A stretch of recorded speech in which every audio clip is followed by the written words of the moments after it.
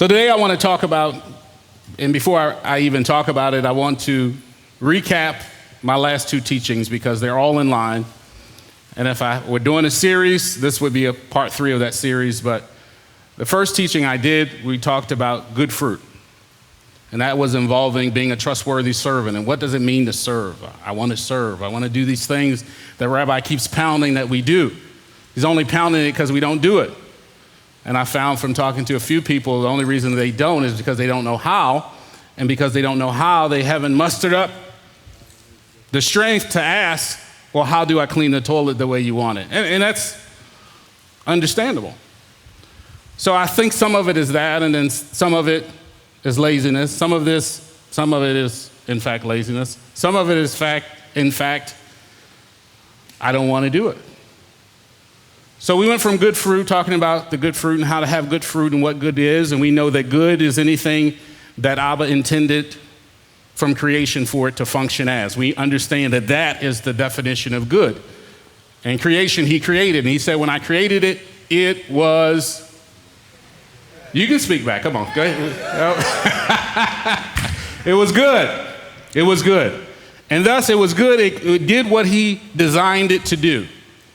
And if we follow the instruction in his word, we'll see that we will get to a place when we're transformed from what we are into what he is, what Yeshua is, that we're transformed into that thing which is good, because there's no good in us but him. Amen? He's the only good thing in us. He's the only good thing in our thoughts. He's the only good thing in our house. He's the only good thing in our life. Unless all of those things are in him, there's no good in those things. Everything good isn't him. Everything good isn't Yahweh. So then I went from talking about good fruit and what it means to be a trustworthy servant, to hear him say, well done, my good and trustworthy servant. I went into trusting the process, trying to get you in line with the process that it will take, understanding that you're going to go through some stuff to get to the goal, which is the good fruit. And the good fruit is going to take you to, prayerfully, the kingdom. If you're where you're supposed to be, as Rabbi teaches, if you're where you're supposed to be, when it's time, you'll be where you need to be. Amen? So now I want to talk about another step of preparedness. Because in talking about good fruit and talking about the process, it was very apparent to me, even from the beginning, that the process that we need to go through to get there is a very sensitive, but yet reality check in our focus on getting prepared, and that is our finances. So we're going to recap, go over, tie in, weave in the process of being a good steward. A good steward. Now, in certain translation, it translates steward. In other translation I saw, it says servant. But I want to use steward for a specific reason. I want to use a good steward because steward means a manager of someone else's possessions. A manager of someone else's possessions. So you are giving someone else's possessions to manage, to control, to operate, to do business with. And so part of you getting to the kingdom is learning how to be a good steward financially. Now, I'm not going to be talking about tithing and not going to be talking about offerings. I'm not going to talk about give me more, because you hear one of the testimonies that got me to this place was hearing Rabbi say, don't send me your money. You go to another congregation or you fed by another congregation, you send your tithe to where you're fed. You can give an offering wherever you want, but your tithe goes to where you're fed. And to hear Rabbi say that as a leader of an organization, that I don't want your money, because that's what caught my attention. He said, I don't want your money. It's not about your money. Yahweh provides for those that he called and for what he's doing, the work that he's doing. He has more than enough to supply what he needs. Tithing is for you. But again, we're not going to talk about tithe. I'm just making a point. All right? So definition from Webster's of a steward, it says one employed in a large household or estate to manage domestic concerns as the supervision of servants, collection of rents, and keeping of accounts. Right? So let's turn to Matthew 25:14.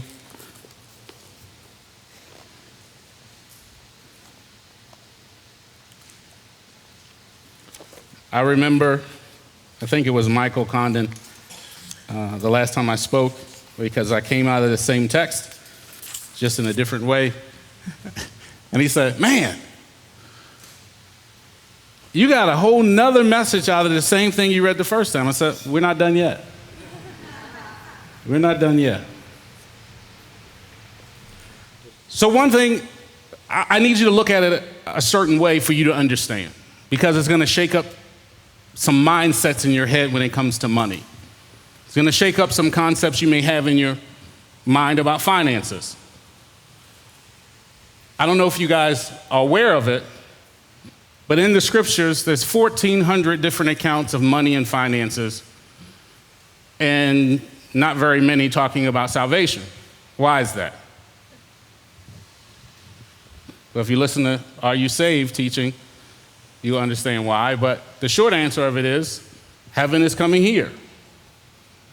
But that won't even be a concern. We don't need to worry about it if we're not prepared. If our fruit's not good, if we're not trusting the process to get to the place where we can receive what we're getting, doing all the bearing of the fruit and growing the fruit and cultivating the fruit for, we'll never get to the next part that I believe is part of the preparation that affects all of us and everybody in the world, whether they want to admit it or not, is their finances.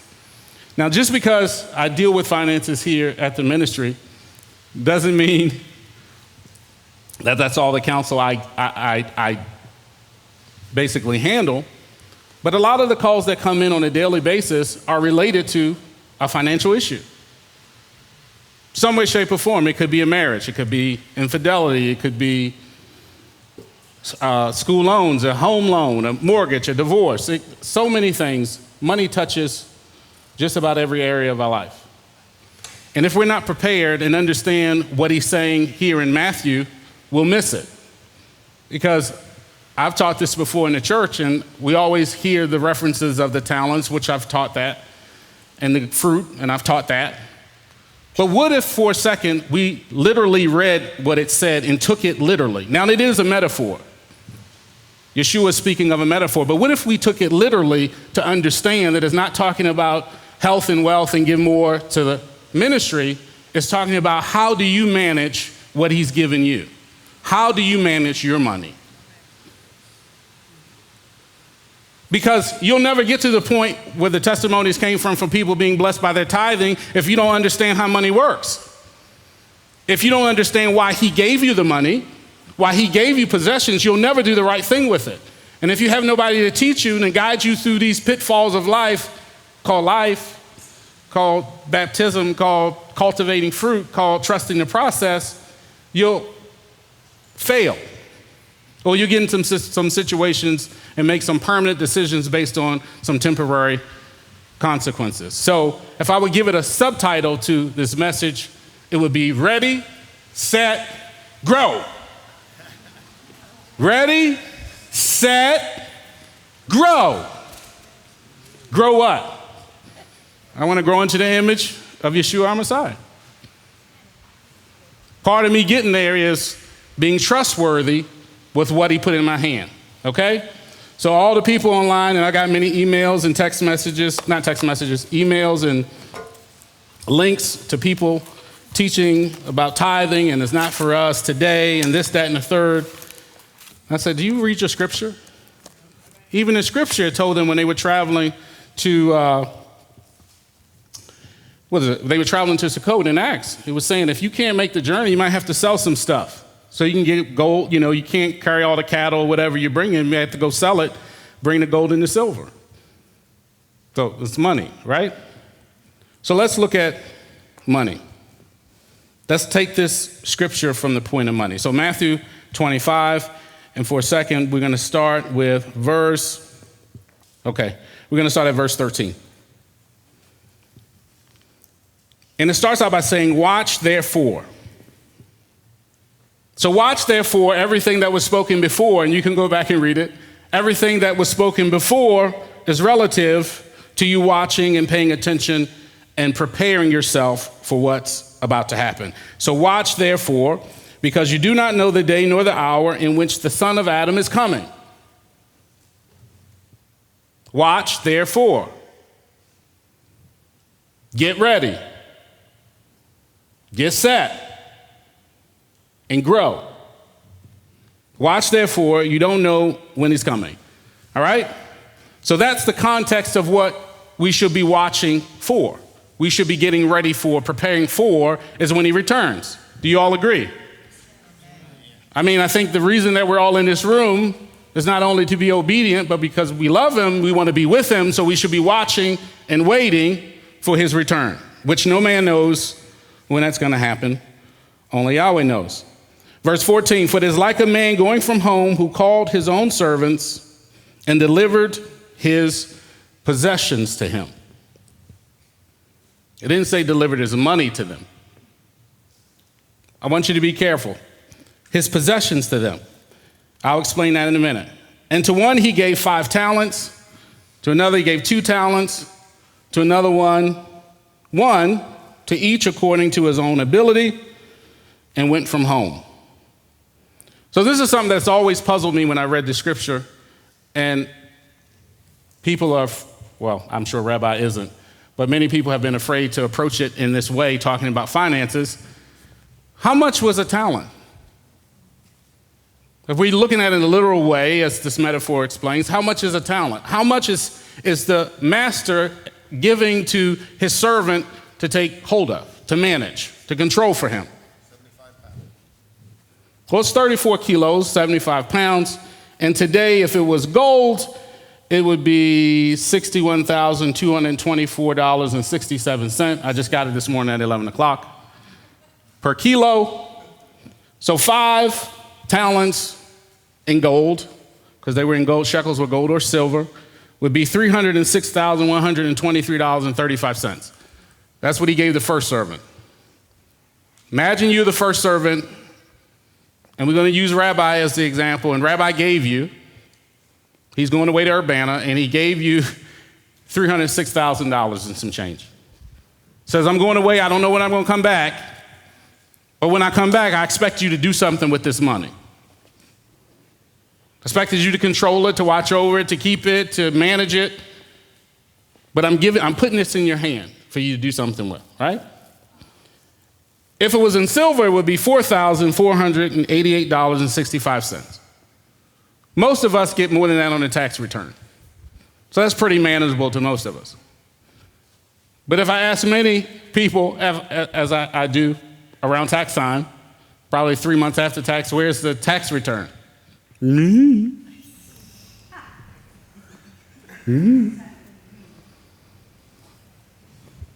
So we got some lessons already out the gate that we can learn from equating this or looking at this metaphor in a literal way.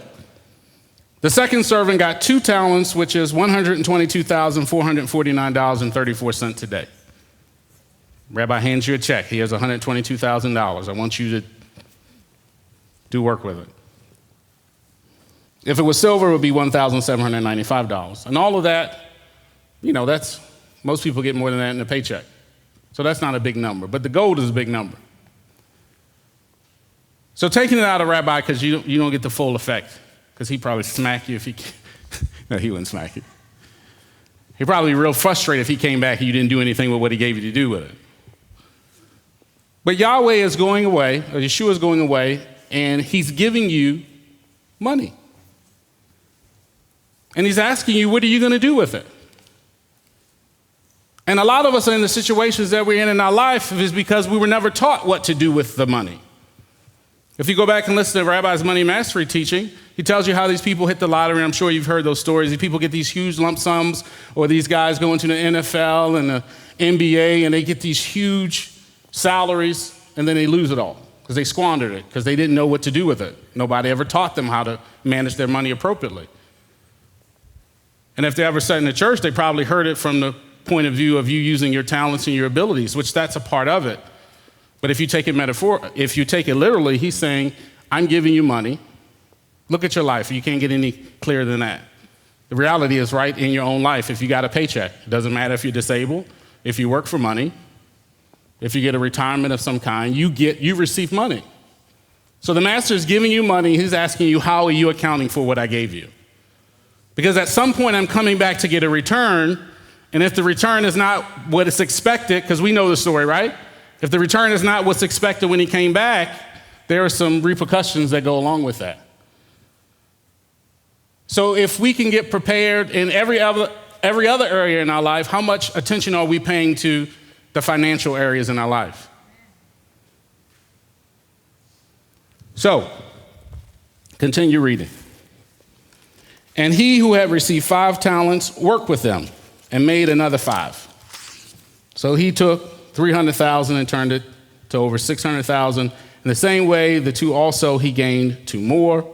So this next one doubled. But he who had received the 1 talent dug a hole in the ground and hid the silver of his master. Okay, so these are in silver. And after a long time, the master whose servants came and settled accounts with them, and who had received 5 came and he brought 5 other talents, so on and so forth. But the lazy servant, the one who dug it in the ground and thought, because he didn't know when the master was coming back, neither did he care when the master was coming back, he was going to take his paycheck and bury it. He's going to take his inheritance and bury it. He's going to take his lottery ticket and bury it. Could you imagine that? I just read, I think yesterday, somewhere in Maryland, that's the only reason I read it, because it said Maryland, that's where I'm from. But a guy in Maryland won the Powerball, $561 million. Can you imagine taking that $561 lottery ticket and digging a hole and putting it in the ground? I'm going to save it. I hope they don't save it for longer than 180 days, because it ain't no more good if you do. But I don't think the reality sets in when we talk about Scripture and we talk about money, because usually the reference point has always come from a point of give. Give us more. Give the ministry more. We need your money. We need this. We need that. But it didn't just say money. At the beginning, it said possessions, which would include money. And I'm going to prove the point. Let's go to Deuteronomy 8.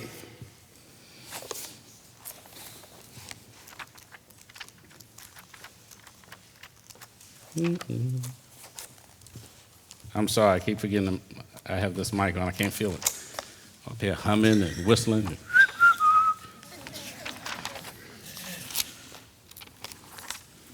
So the question I've always asked is,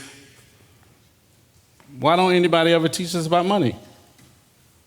Rabbi did a teaching. And the only reason I'm able to teach this or share this now is because Rabbi's already did a teaching on it. On the money mastery, go look at it. It's a great teaching. Because no other place I've ever served in ministry would allow you to get up and talk about people and their finances, getting their finances straight. But when I pastored, I saw it firsthand. I saw people that were 6-figure earners that weren't tithing. And I began to pray. I know the jobs they had. I know the salaries they received. I know the houses, because we would visit, the cars, this, that, and the third. And I would go to Yahweh and I'd be praying, because me and my wife, we had just about depleted our lives, at that point, our life savings in ministry, because we thought that's what we were supposed to do. We were tithing to our own ministry because we needed to do that, and then above and beyond, depleting our savings account. As I watched people that lived in better houses than we did and drove better cars than we did that weren't giving. So I said, Abba, I want to smack them, but I can't smack them unless I understand why. So that's probably part of my blue. Yes, I have some blue. And I have some yellow. And I have some white. But red drives the ship every time. So I want to, I haven't got nowhere near where Rabbi has arrived to with his emotions, so I can't say that I wasn't angry. I was angry. I wanted to smack a couple people. Not frustrated. Frustrated is before anger. I was angry. I said, Abba, I believe that I was doing what he called me to do. I believe it's what he told me to do, and I got people sitting in the pew, and we're trying to make ends meet in a ministry that they all agreed to, 19 people before we moved out of our house into this building, that they were going to help contribute to, and they didn't once we got there. And I said, Abba, why? Why? And I believe he said to me, they got debt. Half of them that you see can't even pay their bills. 6-figure earners and can't pay their mortgage. Cars getting repoed. Know a lot of those people. Living higher than should be. What do you say? Living above your means. And so this is one of the scriptures he led me to, because that's like, why do you even give us money? You ever feel like that? Especially when you screw up and you get like a lump sum and then it's gone in like 2 days. And you thought you did good because you paid off some debt. And sometimes it's good and it's needed, especially if it's high interest debt, like credit cards at 24.99%, something insane. So I said, why? So he took me here to Deuteronomy. Didn't even know back then that paying attention to it was in the Old Testament. Verse 8, starting at verse 1, chapter 8, starting at verse 1. Guard to do every command which I command you today, that you might live and shall increase, and go and shall possess the land which Yahweh swore to your fathers. So possess the land. I shall bring you increase. What does that mean? Is that tied to finances? Me and Rabbi talked about it before I did the teaching. He wanted to know what I was going to teach on, and we were talking about it. And he said his definition, there's money. He wanted to know my definition of what money was to me and what wealth was. A lot of us work for money. We don't work for wealth. And because we work for money, a lot of our emotions, our loyalties, our sovereignties belong to the person giving us the money. Rather it be an employer, rather it be a spouse. Your loyalty is tied to the money. But wealth, and this is Rabbi's definition, so I'm not going to take credit for it. Wealth is having time and money. So the money to do whatever you want to do, and also the time. Many people have a lot of money, but they don't have time to spend it. So 8, guard to do every command which I command you today, that you might live and shall increase and go in and shall possess the land which Yahweh swore to your fathers. So in order to get what he has for us, part of our getting ready to grow process is understanding that we first need to guard his commands. If we want increase, but we're not guarding his commands, you're not getting increase. At least you're not going to get his increase. You may increase. You can go out and work 3 jobs, you'll have an increase. You're going to be tired, wore out, probably have all kinds of health issues, but you can go out and work 3 jobs and have an increase, but it's not the increase he's talking about. That's money, that's not wealth. Verse 2, and you shall remember that Yahweh your Elohim led you all the way these 40 years in the wilderness to humble you, to prove you, to know what's in your heart, whether you guard his commands or not. So part of the increase, part of the wealth in your life is tied to you guarding the commands and you doing what he said to do. That you're trusting the process, going through it, knowing at the end there's a greater reward. So in the analogy that I use, we're going to take the lottery ticket and we're going to cash it, and then we wait. What are we waiting for? To go through the process, and he humbled you and let you suffer hunger, and he fed you with manna, which you did not know, nor did your fathers know, to make you know that man does not live by bread alone, but by every word that comes out of the mouth of Yahweh. So money, not good enough. Really, money is worthless if you're not guarding his command in the idea of getting you prepared for when he comes, because you don't know when he's going to come. Thus you shall know in your heart that as a man disciples his son, so Yahweh your Elohim disciplines you. Disciplines his son, so Yahweh your Elohim disciplines you. The phone rings, bling, bling, bling. Thank you for calling MTOI. This is Billy. How can I help you? I need help. Oh, sure. What do you need help with? I need help with my rent. Why do you need help with your rent? I lost my job. How did that happen? I stood up for Shabbat, told him I couldn't work. And I went back to work for a few weeks, and then I got fired. All right, great. Let me send you this benevolence application. We'll get it before Rabbi can get it approval. And, just send me this information I need so we can validate the situation, and then we possibly may be able to help you. All right, thank you. Have a nice day. Shalom, shalom. Hang up. Bling, bling, bling. Thank you for calling Best Shalom and N2I. This is Billy. How can I direct your call? Or how can I help you? I don't say direct your call. Are you taking notes, Brianna? Teasing. She probably is. I want to come to the feast. Oh, okay. I can't afford to. I need benevolence. Oh, okay. Well, what happened? Are you working? Are you disabled? Tell me your financial situation. Oh, yeah, I was working, but I quit my job. Oh, I'm so sorry. Why did you quit your job? Was there a medical condition or something? You quit your job?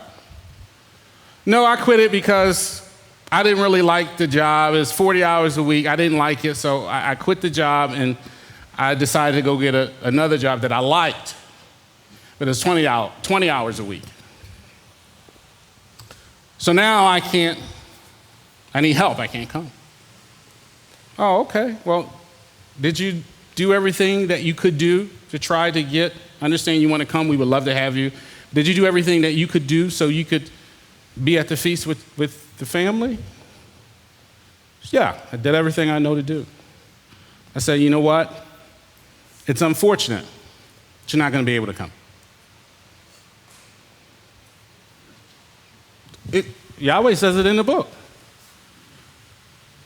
Didn't he say it back in Matthew 25? Prior to watch therefore, that you got prepared, or you wasn't prepared, and because you weren't prepared, the door was shut to you, and you weren't able to come in?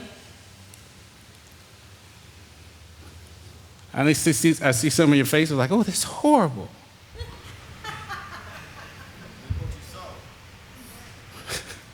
Mike says, reap what you sow. But I've had calls like that, and I had to tell them, you can't come.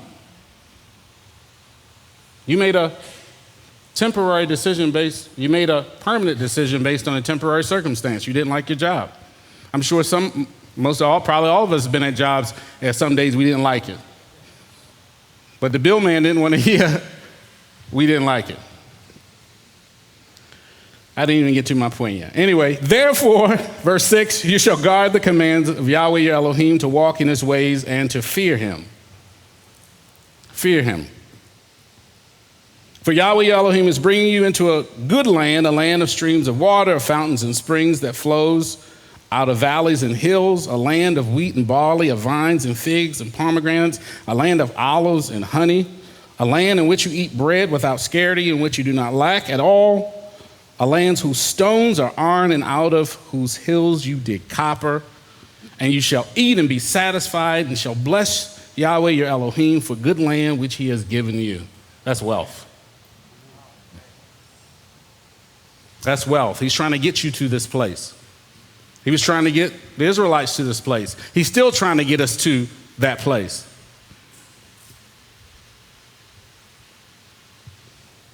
But a lot of us are seeking these things from our paychecks. A lot of us are seeking these things for a 401k and corporate America. A lot of us run our own business, which is good. I deal with those people too. They call me and say, hey, I got this business. It's successful. I say, great, it's awesome. So what do you need help with? My business is booming, but my home is a wreck.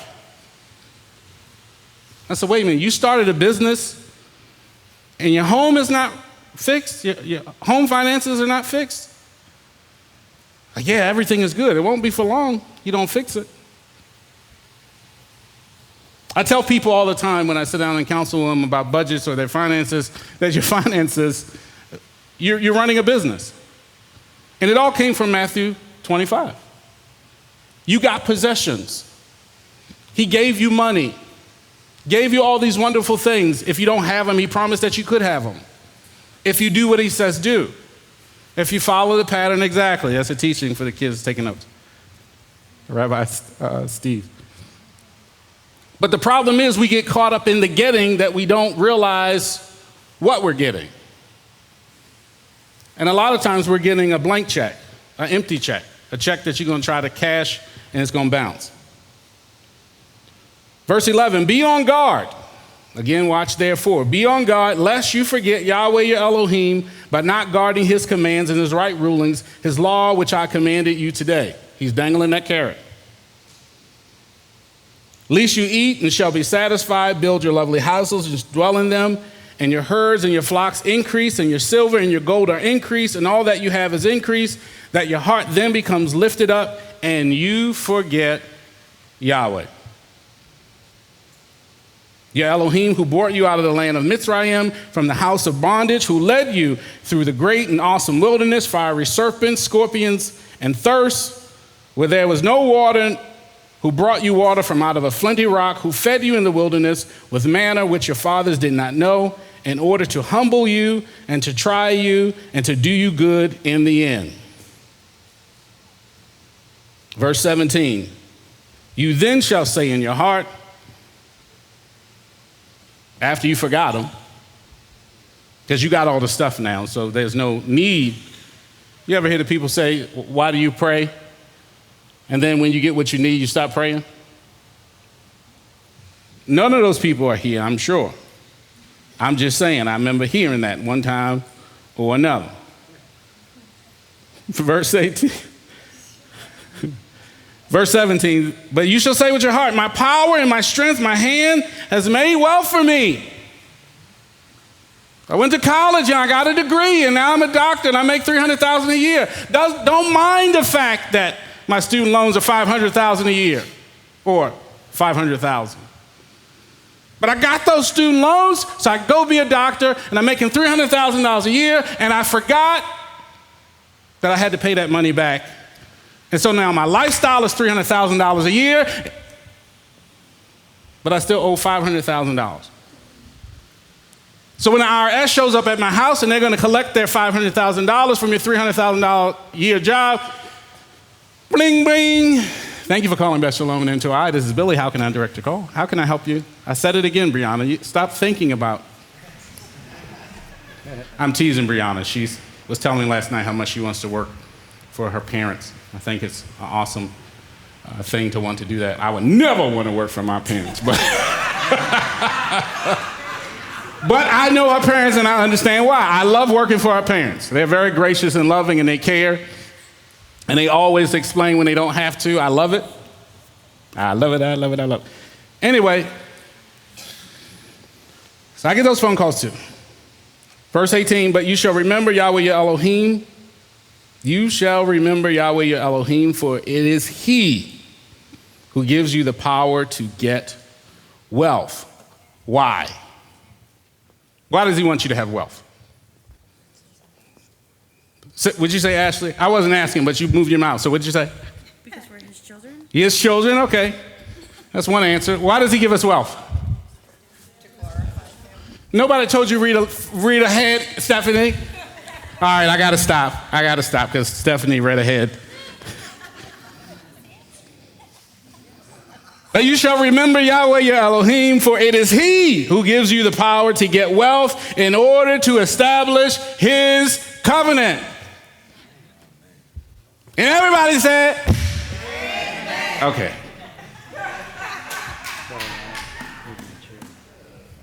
Not to establish your fancy house. And I love fancy houses. I got 4 on my list, and they know who they are. But guess what? I tell people all the time. If you're tithing and you're being obedient to what he said to do, get your fancy house. But don't get your fancy house on the backs of somebody else. You're not doing what you're supposed to do. People say, how can I help the ministry? Be obedient to Yahweh and do what he's instructing you to do. Because the money that you get when you tithe can go to help somebody else that makes the phone call, the bling, bling, bling, and they actually need the help.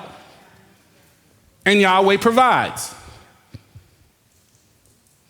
But if you're establishing or you getting wealth is to establish your identity or to establish your status quo or for you to establish your retirement plan or living in Hawaii or the vacation or whatever it is at the cost of the kingdom, then there's a problem with that. And the problem is our priorities and our mindset. We don't have a mindset, a kingdom mindset, that it all belongs to him. Amen. Oh, well, you said you weren't going to talk about tithe. I'm not. I'm talking about you. You, sorry, not you. I'm talking about you. And I'm talking about you and me and everybody else who have experienced at some point in their life, or if they're not experiencing it now, we have this idea that the 100% is ours. I just now looked at the clock after all this time. I'm sorry. I still got time. You think because you earned it, you went to work, you went and had a headache and you went anyway, you turned in your sick days, you got earned vacation days, you think 100% is yours. And you think you give him 10%. He just asked for 10%. You're being obedient doing that, and I appreciate everybody who does the 10% and the second tithe and the third tithe. That's all awesome. That is what Rabbi says, that's your reasonable service. Tithing and offerings is reasonable. But we mess it up in our head and we're not able to give. We can't make decisions. We can't do what we need to do in our life when it comes to our finances because we think it's ours and none of it's yours. All 100% of what you get is his. Because he gives you the power to get well, to establish his covenant, not yours. I had a cousin, passed away at 54 years old, and I tried to witness to him because that's what I thought we were supposed to do. I love Rabbi so much because he taught me I didn't have to do that no more. That's such a relief.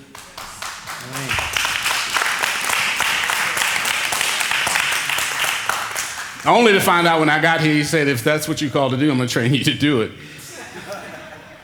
Some of us are called to do those things, so it's good. But we have a teacher, and I'm so grateful for him and how he teaches us. And so my cousin is 54 years old, and he has this idea because he has money that he doesn't have problems. Everywhere I read, people that have great wealth have great problems because they have to make great decisions, and decisions are the reason we exist. But the reason they made bad decisions is because they didn't stick to the process and understand why we have it. All those things are good. The fancy house is nice. The nice cars are nice. All of that is wonderful if you're being obedient to the word. If you're not tithing, if you're not giving, if you're not being a blessing with what you have, guess what? It's all show. And none of that is going to make it into the kingdom anyway, just so you know. But the stuff that we get, the if you want to call it credit, what we're storing up. So my cousin had all this money, and he was bragging about this money he had because I thought I was proselytizing him. I was trying to, I thought, you need to know the Lord. You need to, how you think you know something and you got to put the T on the end. So somebody gonna send an email. I didn't say Lord. Well, I just said it, but I said, Lord. And he said, well, you know what? I ain't got to worry about it. I got money in the bank. Money in the bank. He was like, well, we were raised this way. We were raised in the church. You know, and you living this life, and you talking about you ain't worried about it because you got money in the bank. So yeah, I got money in the bank. I got a nice insurance policy, top of the line, gold level. And the only reason I tell the story because it relates to what we're talking about, but also I remember that so vividly in my mind because not 2 weeks after that phone call, I remember getting another phone call, I have cancer. And I wanted to tell him so bad. It wasn't appropriate at the time. I wanted to tell him so bad. But you were just boasting about all this money you got in the bank. And you got gold level insurance. Guess what? With that gold level insurance, because he had money in the bank, all this money that he had went just like that. When your wealth, your riches, your finances are not in line with his plan that he has for you, because he has a plan for you. And he passed away. And all his possessions were taken, divided amongst the 4 children that he had, and they're gone. But we get wealth, which is time and money, to establish his covenant. which he swore to your fathers as it is today. Is the covenant for today? Are we doing what we do because we believe the covenant is for today? Yes. So are all the promises listed for us today? Wait, they are? Everybody, yes. We got to go back and listen to some teachings from Rabbi. I ain't going to call nobody out because the camera can't see who shook their head. The promises are there to show you if it did it before, he can do it again. These promises is for people going into the land. But wealth to establish his covenant is giving you letting you know that if you do what he said he's going to do, he's going to bless you. He's going to give you great possessions. He's going to give you wealth. But even if he doesn't give it the way you think you're going to get it, you have wealth in health. You can have wealth in your health. I was sharing with Rabbi when we were talking about money and wealth. I said, my idea of success is waking up every day doing what you want to do. That's what success is to me. For everybody, it may look different. Because I like Cadillacs. I don't need one. I have a car. I like nice houses. I don't necessarily need one. I can share the people that I know that have them.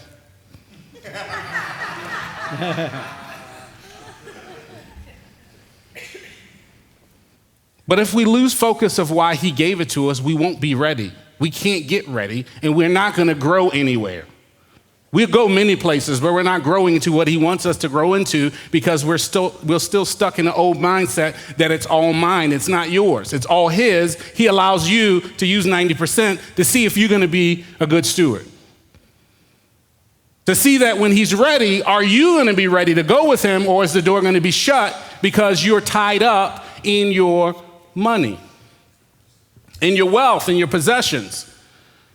Again, all of those things are fine in line with what he designed it to be. It's only good if he designed it to be that way. So it's only good if you're covenanted, walking it out, doing what he told you to do. Guard my commands. Rabbi let us listen to that rap song that somebody made for him. Guard my commands. Guard my... we were laughing. I don't know who made it, but anyway, it was a good thing. It's not yours. That statement is meant to mess you up in your brain because you think it's yours. And I've seen it mess many people's brain up. We were talking about in the Torah portions, and Rabbi's mentioned a few times here lately how he had to tell somebody that the money that comes in, it's mine. It's all mine. You should see people's faces. You give it to Yahweh, being obedient to his word, and Yahweh gives it to who he wants to give to. It's his. But we have that mentality with our money because we think it's ours, and because we think it's ours, we get into all kinds of trouble with it because it's ours. I had somebody, bring, bing. Thank you for calling Beth Shalom into iBilly. Can I help you? I want to move to Tennessee. That's about 10, 12 calls a week. I'm going to move to Tennessee. I need help planning. I'm moving to Tennessee. I'm going to be with the Messiah. I'm going to serve every day. Rabbi, I ain't going to never have to get up there and ask for help again. I got 15 people. All of us are going to serve. We're going to serve every day, all the time. Oh, great. So what can I do for you? We just need a little help. And this is not an actual call for all y'all that's up here judging me. It's not a real call. But this is like the calls that I get. I need help. I said, okay, all right. What your finances look like? We got to plan this thing out. We can get you here, but we got to plan it out. There ain't nobody giving money away. Got to plan this thing out. I said, oh, okay.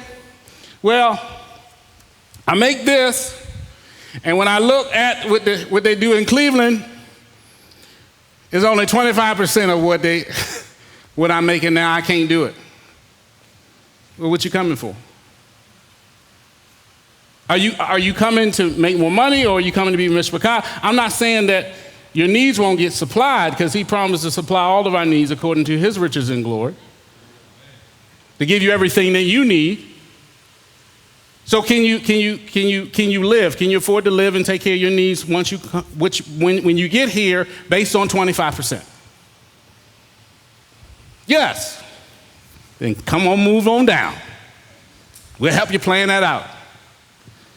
Well, it's only 25%, and I'm used to making 100%. You used to making 100%, but that 100% ain't yours. It all belongs to him. And the reason why you don't want to let go of where you are to come to where he is because you don't want to let go of what you think is yours. Because if you understood it was his, that he's allowed you even the 25% to follow and to be where he is, you would gladly drop 75%, come for 25%.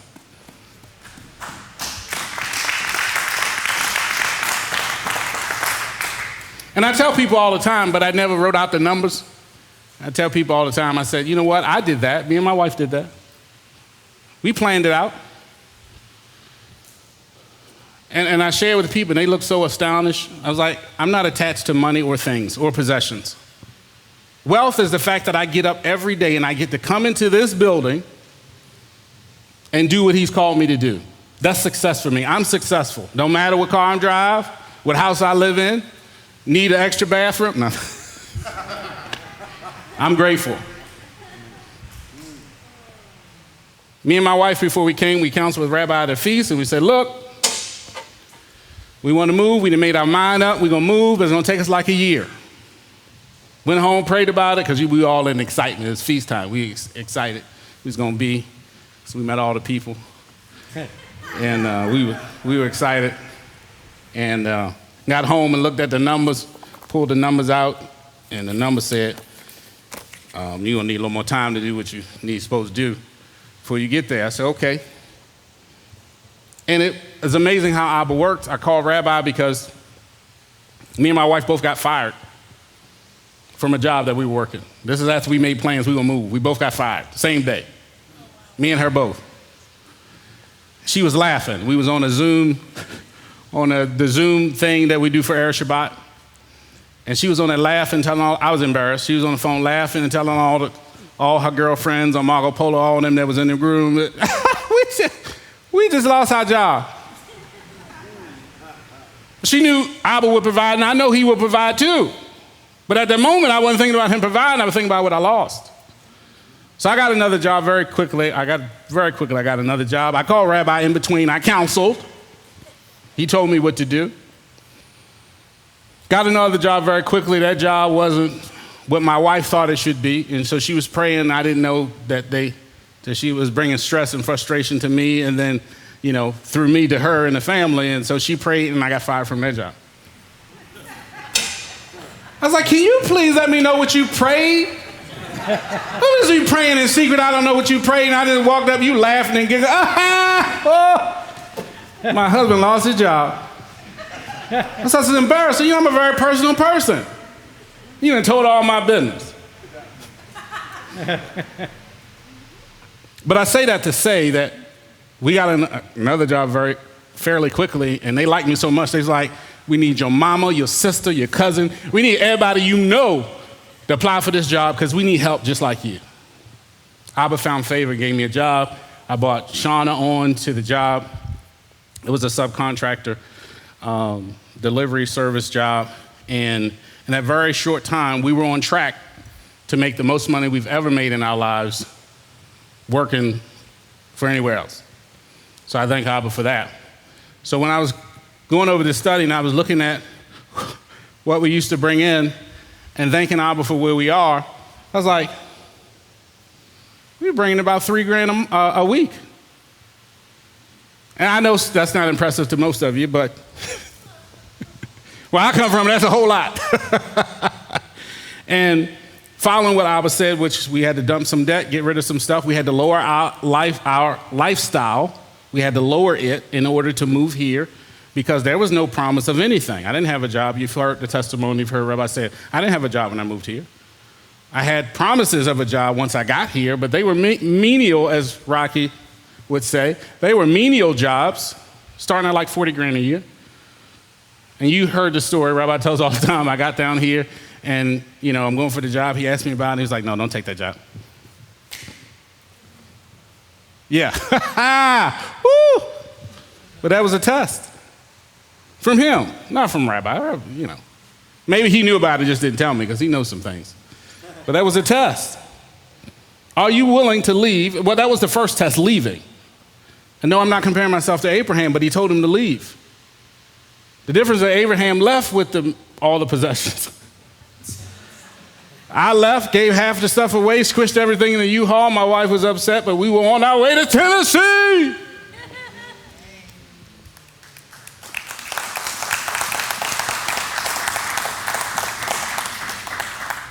And now we're here living our best life,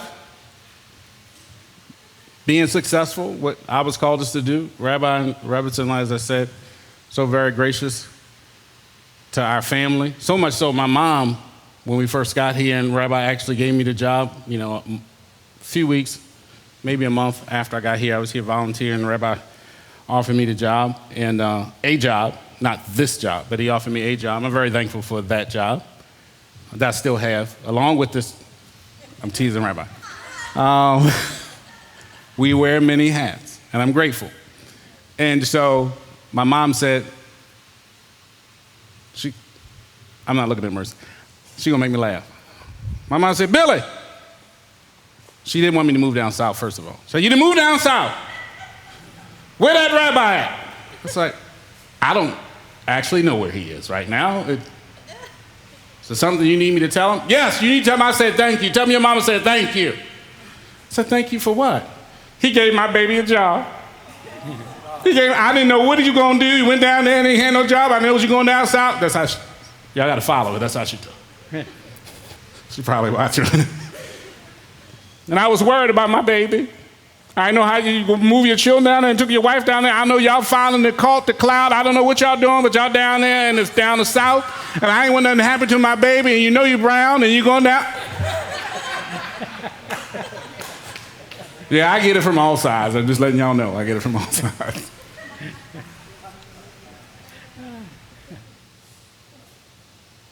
But I'm very appreciative to Rabbi that I was able to come and participate and fulfill a lifelong desire. One of my dreams in life has always been the scripture, I believe, is in Psalms. He that dwells in the secret place of the Most High shall abide in the shadow of the Almighty. I just wanted to be where he is. And I'm thankful that I finally found a place as close to him that I know of. And a family and a people and a rabbi and Rebbitzins and leadership that knows who he is, knows what he says, and doing their best to try to get there as well. That's why we're here. That's why people are moving. And we ought to give Abba a hand for that. People want to be a part of something great. But changing the mindset of getting you ready to go where you need to go with your finances, the main part, the main focus of it all is understanding that it's all his. Because I can't tell you how easy it is to give away somebody else's money. I'm teasing. I'm probably the worst. Rebecca is probably behind me. She's lined up behind me because we'll be talking and she's like, I don't understand. I'm like, I don't understand either, Rebecca.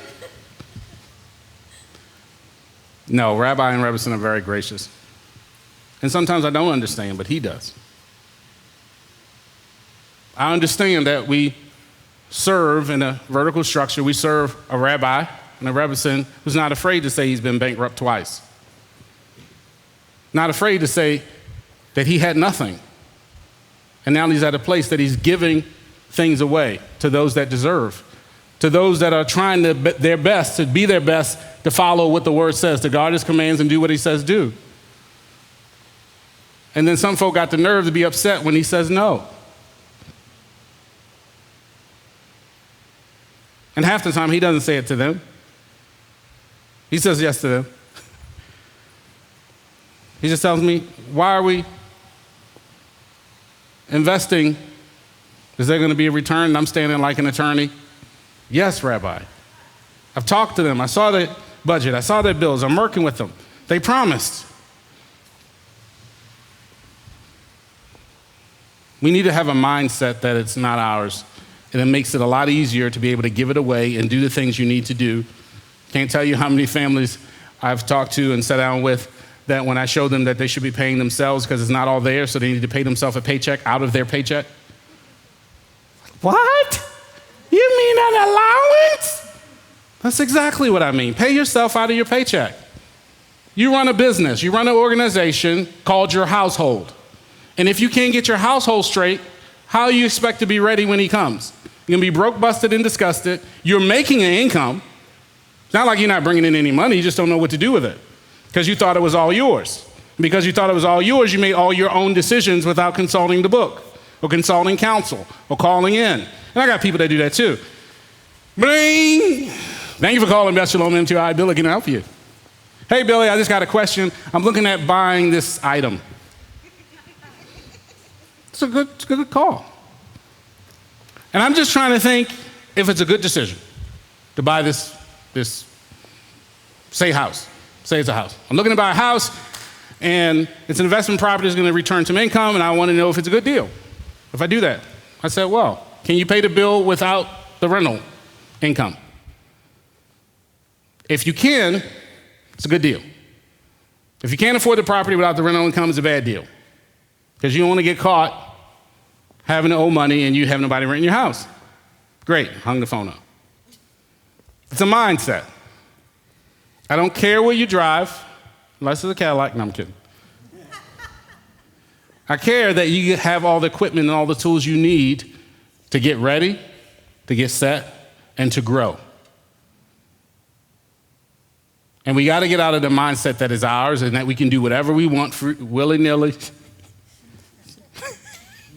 Mr. Yetter, he uses that term. I learned it from him.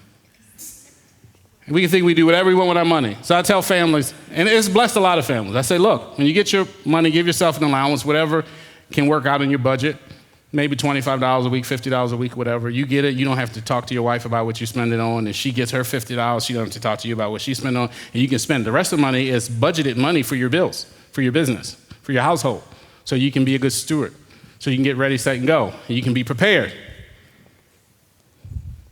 The families that do that say, oh, I was able to treat my husband to a steak and potato dinner.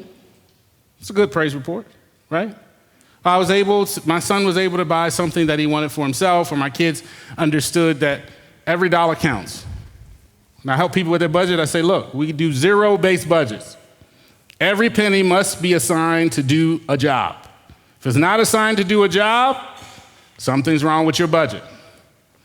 Half the time we do budgets and everything is not on there anyway, which is okay. It's okay. I forgot I had to do laundry.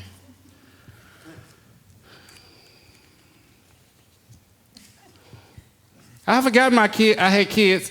I forgot their feet was going to grow. I forgot I had sons that liked to be rough and they were going to have holes in their pants, so that wasn't in my budget. Okay, well, we can adjust that. Changing the mindset. Les Brown said, leap and grow wings on the way down. Unless you start at this very moment getting your mindset right that the money is not about you, or getting money is not about you, or that the money you get is not all yours, it belongs to him, and then it comes down. Him, you, bills. Him, you, bills. Him, you, bills. Leap. A lot of you just standing right on the edge of the mountain. You ain't jumping. Like, forget this. It's all my money. Well, come on. I don't know what bills you got, so I'm not going to ask how many people need $25,000 a month to live. I've talked to people, probably one of the highest I ever talked to. I don't even know what it equates to monthly, but they were making $369,000 a year in their pocket. That was their paycheck, and they wanted to know how to help them. They wanted me to help them with procrastination. I said, I can help you with procrastination. Write a check right now. 2 L's in William. Give it to me right now. Don't wait another moment. Just write it and give it to me now. Don't wait. You thought about it too long. You're going to procrastinate.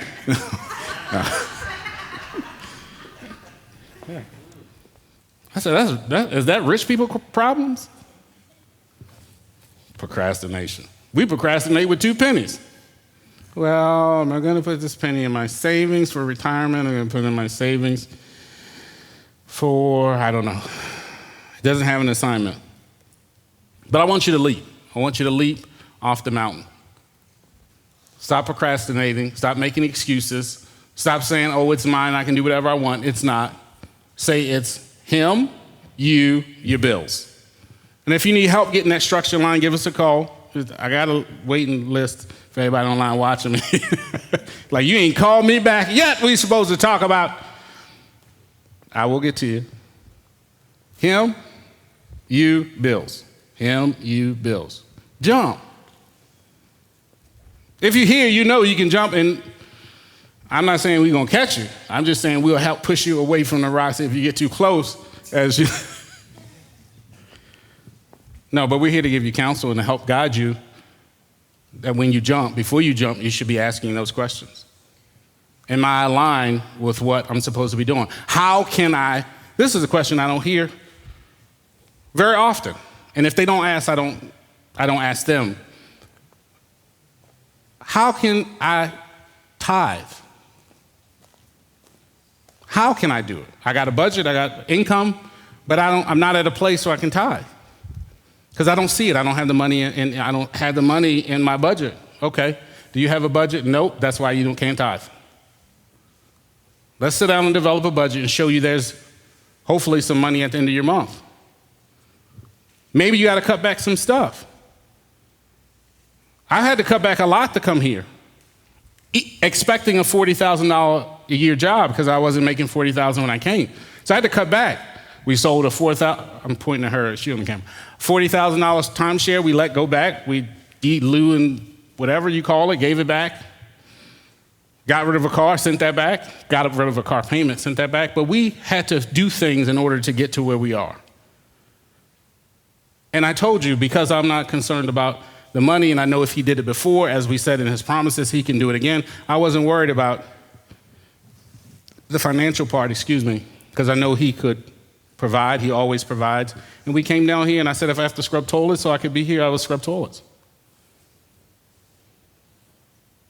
Some people, I hear it on the phone when I tell them that. When they're having that debate over coming versus money, do you have enough money to live? Yes. All right, well, jump.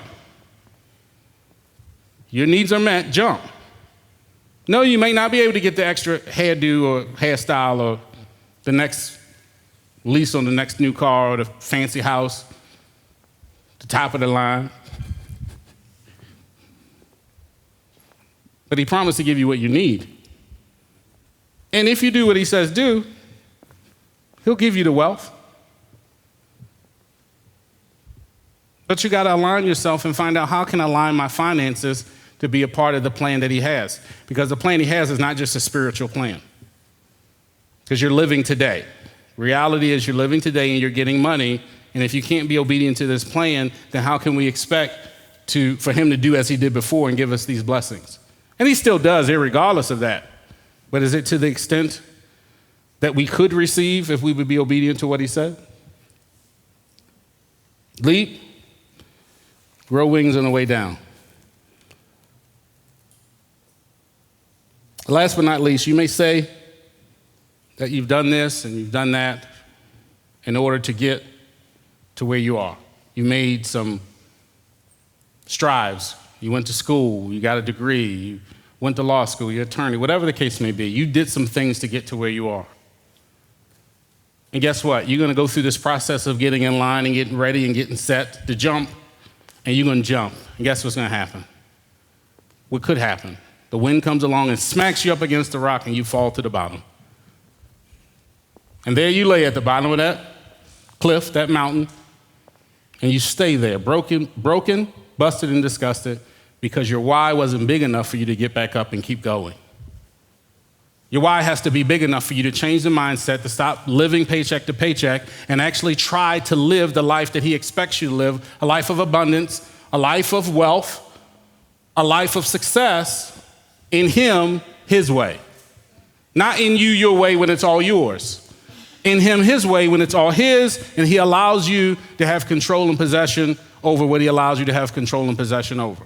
Rather be the 5 or the 2 or the 1 or none. I tell my kids all the time, sometimes you don't get anything is because I want to see what you're going to do if you don't get it. Are you going to cry? Are you going to beg? Or are you going to try to get it? Or are you going to try to do what you need to do to get what you need to get? Get ready, get set, and grow. Being a good steward isn't hard. I should say it isn't easy. But it's not hard either if you do it his way. If you do it your way, as I tell people all the time, you'll make permanent decisions based on a temporary circumstance. And we don't want to do that. It's either his way or no way. Last but not least, I got 38 seconds. If you change your thinking, you'll change your life. If you change your thinking, the way you think about finances, it'll change your life. Because you don't have to make moves that you have to. You'll make moves and decisions that you want to, because you have the freedom and the ability to do that. Not decisions that you have to because all of your options are gone because you don't have enough. You do it his way, you'll have more than enough. You say, I don't have it in my pocket. You healthy? I don't have it in my health. I'm health deprived. You still breathing? Change your thinking and you change your life. Amen. Give Abba praise.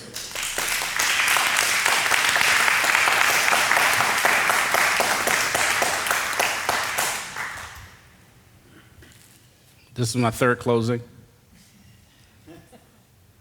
I hear the sigh from my wife. She's either laughing or complaining. No, I'm kidding.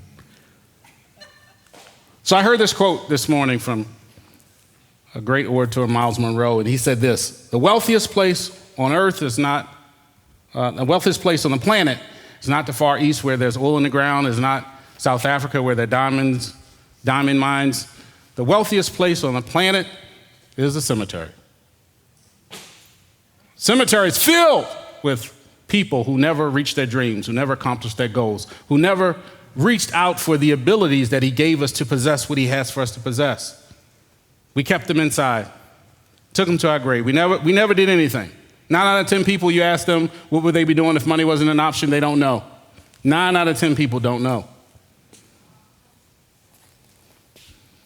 And then that one person that does know, they always tell me travel. I'm going to travel. In that cemetery, you'll find greatness the world has never seen. There you'll find talents, geniuses, and potentials never utilized because they never jumped.